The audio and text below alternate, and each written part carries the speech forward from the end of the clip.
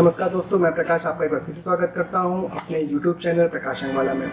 दोस्तों, आज हम अपने ब्लॉग में जिस टॉपिक के बारे में बात करने चल रहे हैं उसका नाम है कि पेंट का बिजनेस क्यों फ्लॉप होता है। दोस्तों, पेंट के बिजनेस फ्लॉप होने के लिए कई कारण हैं जो कि हम आप इस टॉपिक पे आज हम लोग डिस्कस करेंगे। होता क्या है दोस्तों कि जब हम अपना पेंट का बिजनेस सेटअप स्टार्ट करते हैं, धीरे धीरे हमें लगता है कि हमें उस हिसाब से मार्जिन नहीं हो रही है और हम लॉस में जा रहे हैं और हम अपने बिजनेस में फेल होते हैं। उससे जो कारण है, मैं आपको कुछ 6-7 टॉपिक हमने जो इस पर एनालिसिस किया है वो आपके साथ शेयर करना चाहता हूँ। तो पहला कारण ये है कि लॉस में माल बेचना। होता क्या है दोस्तों, कंपटीशन आज इतना ज़्यादा है कि कभी कभी कस्टमर आके जो भी बोलता है कि हमें ये प्रोडक्ट कहीं और किसी शॉप में कुछ अलग रेट में मिल रहा है या कम रेट में मिल रहा है, तो ये हम सोचते हैं कि मतलब एक दुकानदार या एक डीलर सोचता है कि चलो इसको हम कम रेट में दे देते हैं या कोई और मटेरियल देगा तो हम उसमें अपना मार्जिन को बैलेंस कर लेंगे। लेकिन कस्टमर भी बहुत समझदार हो गया है, वो जहाँ से उसको सस्ता पड़ेगा वो वहीं से लेगा। तो दोस्तों, ये ध्यान देना बहुत ज़रूरी है कि कोई भी प्रोडक्ट जिसमें जो आप बेच रहे हैं वो ज़रूरी है कि उसमें आपको मार्जिन होना चाहिए, क्योंकि उसमें आपके शॉप के खर्चे हैं, आपके खर्चे हैं, बहुत से ऐसे खर्चे हैं जो कि आपको करने पड़ते हैं। तो आपको उसी प्रॉफिट से मेंटेन करना पड़ेगा, नहीं तो धीरे धीरे लॉस इतना बढ़ता जाएगा कि आपका कैपिटल घटता जाएगा और आप अपने बिजनेस में फेल हो जाएंगे। तो दोस्तों, ये ध्यान रखिए कि जो भी प्रोडक्ट बेच रहे हैं उस पर मार्जिन लेके बेचिए, क्योंकि मार्जिन लेके बेचना वो एक डीलर का हक होता है। जिस तरीके से कस्टमर को बार्गेनिंग करने का हक होता है, उसी तरीके से डीलर अपने प्रोडक्ट को मार्जिन में बेचने में उसका हक होता है। तो दूसरा है कि स्कीम के चक्कर में आके बहुत ज़्यादा मटेरियल नहीं ले लीजिए। अक्सर सभी पेंट कंपनियों में बड़ी बड़ी स्कीमें आती हैं, एक से एक लुभावने ऑफर आते रहते हैं। तो आपको कंपनी के एसओस मैनेजर आपको समझाएंगे, पर आप वही काम करिए जो आपके बिजनेस के लिए सही हो, आपके लिए सही हो, और आप स्कीम के चक्कर में इतना मटेरियल मत रख लीजिए कि आपको लॉस होना शुरू हो जाए। क्योंकि अब दोस्तों हो गया है कि सभी पेंट कंपनियां अपने पेंट के डिब्बों में या अपने प्रोडक्ट में एक्सपायरी डेट लिखने लग गई है, बेस्ट बिफोर लिखने लग गई है। तो जिस वजह से आप ज़्यादा दिन तक किसी पेंट के प्रोडक्ट को नहीं रख सकते।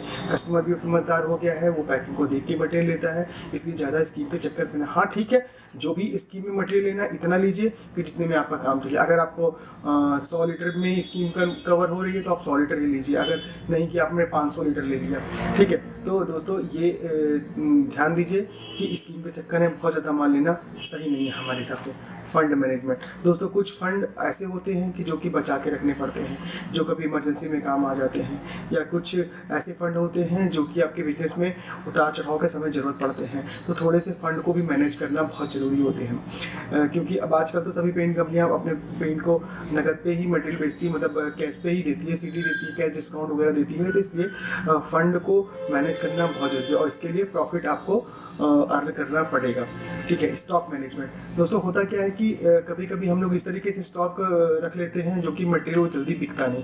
हो सकता है वो स्कीम के लालच में हमने वो प्रोडक्ट ले लिया हो, या कुछ ऐसे मटेरियल हमने रख लिया हो जो कि मुझे समझ में ना आया हो, कस्टमर की डिमांड हुई हो और फिर लेने नहीं आया हो, वो ज़्यादा मटेरियल में मंगा लिया है। तो ये चीज़ आपको ध्यान रखना होगा कि आपके बिजनेस में कौन सबसे ज़्यादा फास्ट मूविंग प्रोडक्ट है, उसको सबसे ज़्यादा स्टॉक रखिए। जो कम होता है उसको 10% रखिए, जो उससे थोड़ा सा कम होता है उसको 5% रखिए। तो स्टॉक का मैनेजमेंट रखना बहुत ज़रूरी है। दूसरा दोस्तों, कभी कभी ये भी होता है कि हम पेंट के बिजनेस में कई गलतियां करते हैं। जैसे क्या होता है कि अगर हम पेंट बनाते हैं या हमारे शॉप पर पेंट बनाते हैं, गलती से कलर वेरिएशन हो जाते हैं तो उसमें कस्टमर वापस कर देता है, या गलती से कोई दूसरा नंबर का शेड गिर जाता है तो वो कस्टमर वापस कर देता है। तो ऐसे कंडीशन में आपको ध्यान रखना होगा कि उस डिब्बे को सही तरीके से रखिए, साफ सुथरे तरीके से रखिए, उस डिब्बे के ऊपर कलर की टिक्की लगा के रखिए कि आपको ध्यान रहे कि ये कलर बना हुआ रखा है, और कोई दूसरा कस्टमर आता है तो उसको समझा के या उस कलर को भी समझाया जा सकता है। तो स्टॉक का मैनेजमेंट बहुत ज़रूरी है, जो आपके प्रॉफिट में बहुत सहयोग देता है। दोस्तों, कस्टमर के साथ रिलेशन रखना बहुत ज़रूरी है। ये बिल्कुल सही बात है कि कस्टमर के साथ रिलेशन रखना बहुत ही ज़रूरी है, पर रिलेशन के साथ साथ आपको ये ध्यान रखना होगा कि आपको उधार नहीं देना है। दोस्तों, ये बहुत ज़रूरी चीज़ है कि कस्टमर हो सकता है आपका बहुत पहचान का हो या बहुत ही परिचित का हो, वो कुछ पैसे देगा, देने के बाद फिर थोड़ा आगे ले लीजिए, पीछे ले लीजिए। एक बार क्रेडिट बन जाने के बाद आने वाले समय में बहुत मुश्किल से पैसे वसूले जाते हैं। बड़े बड़े चेन जितने हैं, जितने भी बड़े बिजनेसमैन हैं, आपने देखा होगा कि अब कैश पे ही काम करते हैं। कोई उधार नहीं, आप बिग बाजार चले जाइए, आपको पहले पैसा मटेरियल लीजिए, पैसा लीजिए तभी उसके बाद होता है। आप अच्छे से रेस्टोरेंट में चले जाइए, बड़े से बड़े रेस्टोरेंट में पहले पैसा दीजिए तब आपको खाने को मिलता है। हाँ, ये है कि कस्टमर को अच्छी सर्विस और उसको अच्छे प्रोडक्ट, अच्छी नॉलेज, सही तरीके से गाइड करना, इससे आपके रिलेशन मजबूत होंगे। बट एक बार आप उधार को नहीं कहेंगे तो कस्टमर से हो सकता है शुरू में थोड़ा सा उसको ख़राब लगे, बट रिलेशन हमेशा अच्छे बने रहेंगे। कभी कभी होता है कि मटेरियल जाने के बाद आपका पैसा अगर उधार पड़ा हुआ है तो कुछ दिन के बाद मान लीजिए कुछ उसको प्रॉब्लम आ रही है, वो सीजन से निकल रहा हो या कुछ भी हो रहा है, तो वो सीधा कहेगा कि आपका प्रोडक्ट सही नहीं था, आपने सही प्रोडक्ट नहीं दिए हैं। तो ये बहुत ज़रूरी है कि कस्टमर से रिलेशन अच्छे रखिए, बट उधार पे नो कहिए। थोड़ा सा ख़राब लगेगा कस्टमर को, लेकिन आपके बिजनेस के लिए बहुत परफेक्ट होगा। दोस्तों, पेंटर और कॉन्ट्रैक्टर से अच्छे संबंध रखना बहुत ज़रूरी है। पेंटर और कॉन्ट्रैक्टर से मतलब ये होता है कि पेंटर, छोटा पेंटर जो छोटे मोटे काम करता है, जैसे आप मान के चलिए 2 कमरे, 1 कमरे का काम, जिसका हमेशा छोटा छोटा काम का, जिसके अंडर में 1-2 लोग काम करते हैं, छोटा पेंटर होता है। कॉन्ट्रैक्टर बड़ा कॉन्ट्रैक्टर होता है, जिसके अंदर कई पेंटर काम करते हैं, 10, 20, 50 पेंटर काम का, बड़े बड़े बिल्डिंग का वो कॉन्ट्रैक्ट लेता है। तो आपको दोनों से संबंध को अच्छे रखने पड़ेंगे। छोटा पेंटर को आप इग्नोर नहीं कर सकते, क्योंकि छोटा पेंटर ही आपकी ब्रांड वैल्यू बनाता है। वो माउथ पब्लिसिटी बहुत परफेक्ट तरीके से करता है। वो अपने कस्टमर को बताता है कि आप उस जगह से लीजिए, मटेरियल बहुत अच्छा देते हैं। वो आपका बहुत ही अच्छा माउथ पब्लिसिटर बन सकता है। तो दोस्तों, ये ध्यान रखिए कि पेंटर और कॉन्ट्रैक्टर के साथ अच्छे संबंध बनाइए। उनकी जो स्कीमें आती हैं कंपनी की तरफ से या आपकी तरफ से, उनको समय से दीजिए, उनके टोकन वगैरह थोड़ा जल्दी से तोड़ दीजिए।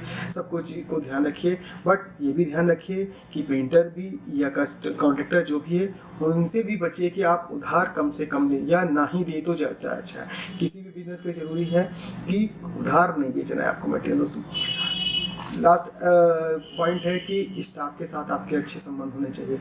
दोस्तों, आज के बिजनेस में बहुत ज़रूरी है, आप अकेले कोई बड़ा बिजनेस नहीं कर सकते हैं। कोई भी आप काम करेंगे अकेले नहीं कर सकते हैं, आपको स्टाफ की ज़रूरत पड़ेगी। स्टाफ के संबंध आपके बहुत अच्छे होने चाहिए। उसके दुख सुख में आपको भी खड़े होना पड़ेगा, क्योंकि वो एक्चुअल में आपका ही सहयोगी है, आपका पार्टनर है। वो आप पे निर्भर है तो आप भी उस पर निर्भर हैं। ठीक है, तो दोस्तों, स्टाफ के अगर संबंध अच्छे होंगे, वो अच्छे से मन लगा कि काम करेगा आपकी शॉप में। जो भी आपके फंसे प्रोडक्ट होंगे या कहीं भी कुछ होगा, जल्दी से जल्दी लाके कस्टमर को देगा, अच्छी सर्विस देगा, तो इसका बहुत फ़र्क पड़ता है। और ये मैंने कहीं सेमिनार में सुना था कि एक अच्छा स्टाफ आपका एक बहुत अच्छा एसेट माना जाता है, एक आपकी संपत्ति मानी जाती है। इसलिए आप अपने जो भी स्टाफ है उसको मोटिवेट कीजिए, उसको अच्छे से रखिए, साफ सुथरे तरीके से बोलिए वो रहे, और कस्टमर से अच्छे से बात करें। तो ये सब चीज़ें बहुत ज़रूरी है। दोस्तों, इसके बाद आप कुछ चीज़ें और भी कर सकते हैं कि आप अपनी दुकान को, अपने शोरूम को साफ़ सुथरे रखिए, डिब्बे को पोंछ पाछ के रखिए, साफ़ सुथरे होने चाहिए। कोई भी आज के समय में अच्छी चीज़ लेना चाहता है, साफ़ सुथरे तरीके से लेना चाहता है। इसलिए बहुत ज़रूरी है कि अपने किसी भी जो प्रोडक्ट आप बेच रहे हैं वो साफ़ सुथरा होना चाहिए, नए तरीके से लगा होना चाहिए, डिस्प्लेड होना चाहिए, पता चलना चाहिए। तो ये कुछ पॉइंट है जो कि मैं आपसे डिस्कस किया हूँ। ये 6-7 पॉइंट को अगर आप ध्यान दे देंगे तो आप किसी भी पेंट बिजनेस में फेल नहीं होंगे, मेरा दावा है। और ये बहुत ऐसी चीज़ मैंने नहीं बताई कि जो किसी को नहीं पता हो, बट लोग ध्यान थोड़ा सा कम देते हैं। लेकिन बहुत ज़रूरी है कि अपने बिजनेस को जो आपने मन से खोला है, बहुत अच्छे से मेहनत करते हैं, तो उसको आप नई ऊंचाई में लेके जाइए, नए गोल सेट कीजिए, नए क्लब करिए और नए ऊंचाइयों पे जाइए। आज के ब्लॉग में बस इतना ही दोस्तों, और नेक्स्ट ब्लॉग में मैं फिर से किसी नए टॉपिक पे बात करूंगा। आज के लिए बस इतना ही।